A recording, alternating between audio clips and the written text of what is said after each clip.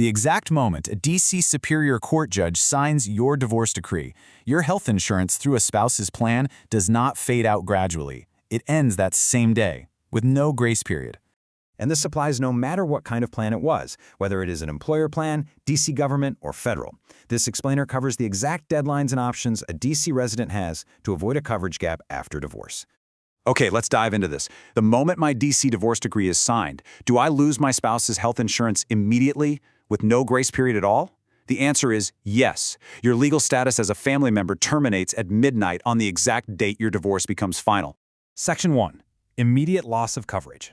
It is vital to understand that this immediate loss is a universal rule applying to all plan types. Furthermore, your former spouse's employer will not send you a reminder to secure new health coverage. There is no automatic transition period. The legal and administrative burden falls entirely on you to report the divorce.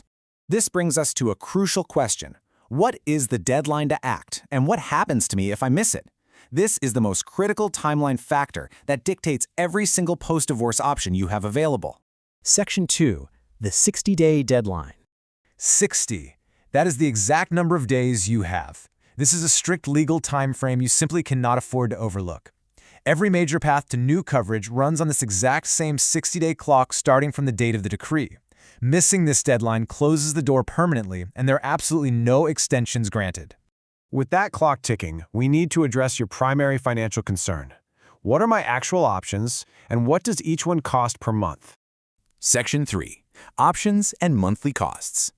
Under COBRA, you can keep your current coverage, but you must pay 102% of the full premium. In Washington, D.C., this often runs between $600 and $1,200 a month.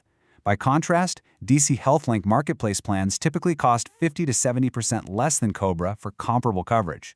And this brilliantly illustrates how your post-divorce situation can open new doors. DC HealthLink offers 27 available private plans. Because your household income changes after a divorce, you could qualify for larger premium subsidies or even the new zero-premium Healthy DC plan if you meet the moderate income requirements. Navigating these systems requires precision. If you want the exact eligibility requirements for the Spouse Equity Act, the full article is linked in the first comment below. That resource also breaks down the full step-by-step DC HealthLink enrollment process. Now, what is really interesting about this slide is how these rules apply to the unique workforce in our area. You might be asking, my ex-spouse works for the federal government. Does that change what coverage I can keep? Yes, it changes the rules significantly. Section 4. Federal Employee Health Plans. You must understand that federal law overrides state court orders. You cannot simply remain on a federal employee's plan. However, you can qualify for potentially lifetime coverage under the Spouse Equity Act, but only if the divorce decree explicitly awards you a share of the retirement annuity. Without that specific legal language, your alternative is temporary continuation of coverage, which covers you for up to 36 months instead. A natural concern at this stage is your family. Will my children lose coverage too, or does that work differently? Fortunately, the law treats dependent minors quite differently than spouses. Section 5. Coverage for dependent children. Children do not lose coverage the way a spouse does. They can typically stay on either parent's employer plan until age 26. Furthermore, DC courts routinely enforce health coverage for children. There is one critical exception, though.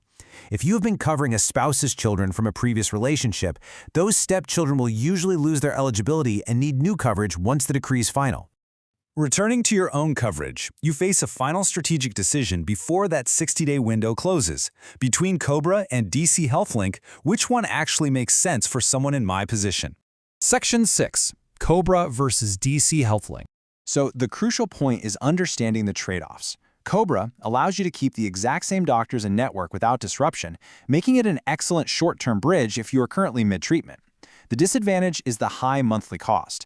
DC HealthLink, on the other hand, is generally much better for long-term affordability. The single most important takeaway is this. Every path to new coverage after a DC divorce runs on a strict 60-day clock, and missing it closes the door. The article breaks down each option, COBRA, DC HealthLink, and FEHB, with the exact costs and steps for each, linked in the first comment. I invite you to subscribe if you want clear, authoritative DC family law guidance like this without having to search for it every time you face a transition. I will leave you with this crucial question to consider right now. Have you thoroughly reviewed your divorce settlement to ensure your health insurance transition is fully funded? Treating your ongoing health insurance as an afterthought during settlement negotiations can easily cost you tens of thousands of dollars in the long run. Ensure it is meticulously planned for today.